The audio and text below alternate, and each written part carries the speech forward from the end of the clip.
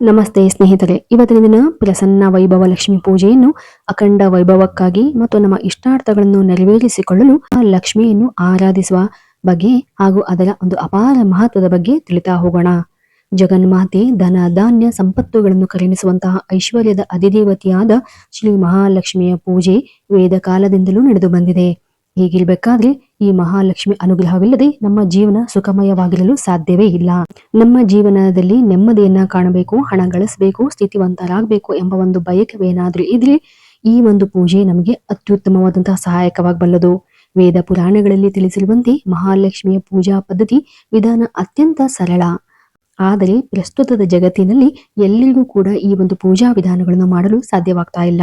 ಆದರೆ ಮಹಾಲಕ್ಷ್ಮಿಯ ಆರಾಧನೆಯಲ್ಲಿ ಅತ್ಯಂತ ಸರಳವಾಗಿರ್ತಕ್ಕಂತಹ, ಶ್ರೇಷ್ಠವಾಗಿರ್ತಕ್ಕಂತಹ, ಬಹುಬೇಗ ಫಲವನ್ನು ನೀಡುವಂತಹ ಪೂಜಾ ವಿಧಾನವೇ ಶ್ರೀ ವೈಭವ ಲಕ್ಷ್ಮಿ ಪೂಜಾ ವಿಧಾನ. ಈ ಒಂದು ಪೂಜಾ ವಿಧಾನದಲ್ಲಿ ಇತರ ವ್ರತಗಳಂತೆ ಯಾವುದೇ ರೀತಿಯಾದಂತಹ ಕಟ್ಟುನಿಟ್ಟಾದ ಸಂಪ್ರದಾಯಗಳಿಲ್ಲ. ಯಾರು ಬೇಕಾದರೂ ಕೂಡ ಈ ಒಂದು ಪೂಜೆಯನ್ನ ಮಾಡಬಹುದು. ಅದರಲ್ಲೂ ಸಾಮಾನ್ಯವಾಗಿ ಮುತ್ತೈದೆಯರು ಈ ಒಂದು ಪೂಜೆಯನ್ನು ಹೆಚ್ಚಾಗಿ ಮಾಡುತ್ತಾರೆ. ಕಾರಣ ತಮ್ಮ ಕುಟುಂಬದ ನೆಮ್ಮದಿಗಾಗಿ ಈ ಒಂದು ಪೂಜೆಯನ್ನು ಮಾಡುತ್ತಾರೆ.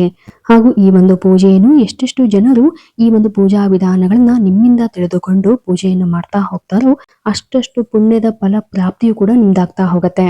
ಹಾಗೂ ಈ ಒಂದು ಪೂಜೆಯನ್ನು ಮಾಡೋದ್ರಿಂದ ಅನೇಕ ರೀತಿಯಾದಂತಹ ಸಮಸ್ಯೆಗಳಿಂದ ನಾವು ಹೊರಗಡೆ ಬರಬಹುದು. ಯಾವುದೇ ನಿಮ್ಮ ಆಸೆ ಬೇಡಿಕೆಗಳಿರಲಿ ಆ ಎಲ್ಲ ಆಸೆಗಳು ಈಡೇರುತ್ತೆ ಎಂದು ಹೇಳಲಾಗತ್ತೆ.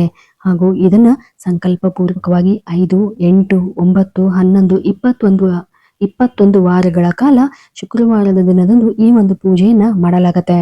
ಈ ಒಂದು ವೈಭವ ಲಕ್ಷ್ಮಿ ಪೂಜೆಯನ್ನು ಮಾಡುವುದರಿಂದ ಅಥವಾ ಮಾಡಿ ಇತರರಿಗೆ ಈ ಒಂದು ಪೂಜೆಯ ಮಹತ್ವವನ್ನು ಹೇಳುವುದರಿಂದಲೂ ಕೂಡ ಅಪಾರವಾದಂತಹ ಪುಣ್ಯವು ಪ್ರಾಪ್ತಿಯಾಗತ್ತೆ ಎಂದು ಹೇಳಲಾಗತ್ತೆ.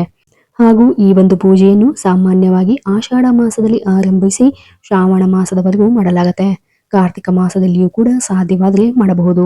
ತಮ್ಮ ತಮ್ಮ ಅನುಕೂಲಕ್ಕೆ ತಕ್ಕಂತೆ ವರ್ಷದಲ್ಲಿ ಯಾವಾಗಲಾದರೂ ಈ ಒಂದು ವೈಭವ ಲಕ್ಷ್ಮಿ ಪೂಜೆಯನ್ನ ಮಾಡಬಹುದು.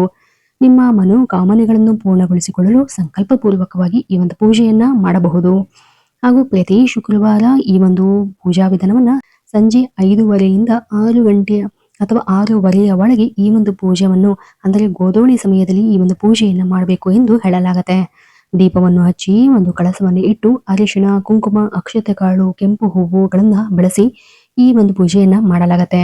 ಹಾಗೂ ಸಾಧ್ಯವಾದರೆ ಕಳಸದಲ್ಲಿ ಗೋಮತಿ ಚಕ್ರ, ಕಮಲದ ಬೀಜ, ಜವೇದ್ ಪೌಡರ್, ಲಕ್ಷ್ಮಿ ಕಾಯಿನ್ ಹಾಗೂ ಈ ರೀತಿಯಾದಂತಹ ನಿಮ್ಮಲ್ಲಿ ಇರ್ತಕ್ಕಂತಹ ಕೆಲವು ಬಂಗಾರದ ವಸ್ತುಗಳನ್ನು ಕೂಡ ಈ ಒಂದು ಕಳಸದಲ್ಲಿ ಹಾಕಿ ನೀವು ಪೂಜೆಯನ್ನ ಮಾಡಬಹುದು. ಅದಕ್ಕೂ ಮೊದಲು ನೀವೇನಾದ್ರೂ ಈ ಒಂದು ಬಂಗಾರದ ವಸ್ತುಗಳನ್ನು ಬಳಸುವ ಪೂಜೆಗೆ ಬಳಸುವ ಮೊದಲು ಅರಿಶಿಣದಿಂದ ತೊಳೆದು ಕಳಸಕ್ಕೆ ಹಾಕಬೇಕು. ನಂತರ ಅರಿಶಿಣ ಕುಂಕುಮವನ್ನು ಏರಿಸಿ ಹೂವು ವಸ್ತ್ರಗಳನ್ನು ಇಟ್ಟು ಸಕಲ ಸಿದ್ಧತೆಯೊಂದಿಗೆ ಸಂಕಲ್ಪ ಮಾಡಿಕೊಂಡು ಪೂಜೆ ವಿಧಾನಗಳನ್ನ ಮಾಡಬೇಕು. ಕಳಸದ ಮೇಲೆ ಒಂದು ಚಿಕ್ಕ ತಟ್ಟೆ ಅಥವಾ ಬಟ್ಟಲನ್ನಾದರೂ ಇಟ್ಟು ಅದರಲ್ಲಿ ಬೆಳ್ಳಿಯ ಕಾಯಿನ್ ಅಥವಾ ನಾಣ್ಯ, ಚಿಕ್ಕ ಒಡವೆಗಳನ್ನು ಇಟ್ಟು ಪೂಜಿಸಬೇಕು. ಅದಕ್ಕೆ ಕೆಂಪು ಹೂವುಗಳನ್ನು ಅರ್ಪಿಸಿ ಪೂಜಿಸಬೇಕು. ಹಾಗೂ ಕಳಸದ ಬದಲು ಒಂದು ಹಿತ್ತಾಳೆ ತಟ್ಟೆ ಅಥವಾ ಬೆಳ್ಳಿಯ ತಟ್ಟೆಯಲ್ಲಿಯೂ ಕೂಡ ನೀವು ಅಕ್ಕಿಯನ್ನು ಇಟ್ಟು ಅದರ ಮೇಲೆ ಆಭರಣಗಳನ್ನು ಇಟ್ಟು ಪೂಜಿಸಬಹುದು. ಹಾಗೂ ವೈಭವ ಲಕ್ಷ್ಮಿ ಪೂಜೆಯನ್ನು ಮಾಡುವುದರ ಜೊತೆಗೆ ಅದರ ಪುಸ್ತಕವನ್ನು ಕೂಡ ನೀವು ಇಟ್ಟು ಪೂಜಿಸಬೇಕಾಗತ್ತೆ. ಆದರೆ ಸಂಕಲ್ಪವನ್ನು ನೀವು ಮಾಡಿದ ರೀತಿಯಲ್ಲಿ ನಿರಂತರವಾಗಿ ಅಂದರೆ 5 ವಾರಗಳ ಕಾಲ, 9 ವಾರಗಳ ಕಾಲ ಈ ರೀತಿಯಾಗಿ ಮಾಡಿ. ಹಾಗೂ ಈ ಮಧ್ಯೆ ಪೂಜಾ ಸಮಯದಲ್ಲಿ ಮಧ್ಯೆ ಅಡಚಣೆ ಉಂಟಾದರೆ ಅಥವಾ ಆ ವಾರ ಬಿಟ್ಟು ಹೋದರೆ ನಂತರ ಮುಂದಿನ ವಾರ ಈ ಒಂದು ಪೂಜೆಯನ್ನ ನೀವು ಮುಂದುವರಿಸಬಹುದು. ಸಾಧ್ಯವಾದರೆ ಮನೆಯವರು ಇತರೆ ಯಾರಾದರೂ ಸದಸ್ಯರು ಕೂಡ ಈ ಒಂದು ಪೂಜೆಯನ್ನ ಮಾಡಬಹುದು. ಹಾಗೂ ವೈಭವ ಲಕ್ಷ್ಮಿ ವ್ರತ ಪುಸ್ತಕವನ್ನು ಕೂಡ ನೀವು ಅಂಗಡಿಯಲ್ಲಿ ಕೇಳಿ ಪಡೆಯಬಹುದು. ಅಥವಾ ಯಾರಾದರೂ ಪೂಜೆ ಮಾಡಿದ್ರೆ ಅವರಿಂದಲೂ ಕೂಡ ಈ ಒಂದು ಪುಸ್ತಕವನ್ನು ಖರೀದಿಸಿ ನೀವು ಪೂಜೆಯನ್ನ ಮಾಡಬಹುದು. ಮುಖ್ಯವಾಗಿ ಭಕ್ತಿ ಶ್ರದ್ಧೆಯಿಂದ ಪೂಜಿಸಿದರೆ ಶೀಘ್ರ ಫಲ ಪ್ರಾಪ್ತಿಯಾಗ್ತಾ ಹೋಗುತ್ತೆ. ಹಾಗೂ ಈ ಒಂದು ಪೂಜೆಯನ್ನು ಮಾಡುವವರು 5 ಶುಕ್ರವಾರಗಳಲ್ಲಿ ಕೊನೆಯ ಶುಕ್ರವಾರ 8 ಜನರ ಮುತ್ತೈದೆಯರಿಗೆ ಅರಿಶಿಣ, ಕುಂಕುಮ, ತಾಂಬೂಲವನ್ನು ನೀಡಿ ಹಾಗೂ ಈ ಒಂದು ಪುಸ್ತಕದ ಪ್ರತಿಯನ್ನು ದಾನ ಮಾಡಿದರೆ ಉತ್ತಮ ಫಲವೆಂದು ಹೇಳಲಾಗತ್ತೆ. ಹಾಗೂ ಈ ಒಂದು ಪೂಜೆಯಿಂದ ನಿಮ್ಮ ಜೀವನದಲ್ಲಿ ಆರ್ಥಿಕ ಸಂಕಷ್ಟಗಳಿಂದ ಅಥವಾ ವಿವಾಹ, ಉದ್ಯೋಗ ಯಾವುದೇ ರೀತಿಯಾದಂತಹ ಒಂದು ಸಂಕಷ್ಟದಿಂದ ಹೊರಗಡೆ ಬರಬಹುದು. ಅಷ್ಟೇ ಅಲ್ಲದೆ ನೀವೇನಾದರೂ ಮನೆ ಕಟ್ಟಬೇಕು ಅಥವಾ ಮನೆಯ ಒಂದು ಆಸ್ತಿ ವಿಚಾರ ಯಾವುದೇ ಚಿಂತನೆಗಳಿಲ್ಲ ಆ ಎಲ್ಲ ಚಿಂತೆಗಳು ನಿವಾರಣೆ ಆಗ್ತಾ ಹೋಗುತ್ತೆ. ಹಾಗೂ ಈ ಒಂದು ಪೂಜಾ ವೇಳೆಯಲ್ಲಿ ನೀವು ಮಾಡಿರ್ತಕ್ಕಂಥ ಒಂದು ಪುಸ್ತಕದ ದಾನದಿಂದ 64 ಜನರು ಲಕ್ಷ್ಮೀ ಪೂಜೆಯನ್ನು ಆಚರಿಸಿದ ಪುಣ್ಯ ದೊರೆಯುತ್ತದೆ ಎಂದು ಹೇಳಲಾಗತ್ತೆ. ಆ ಕುಟುಂಬದ ಎಲ್ಲರಿಗೂ ಕೂಡ ಒಳಿತಾಗುವುದು.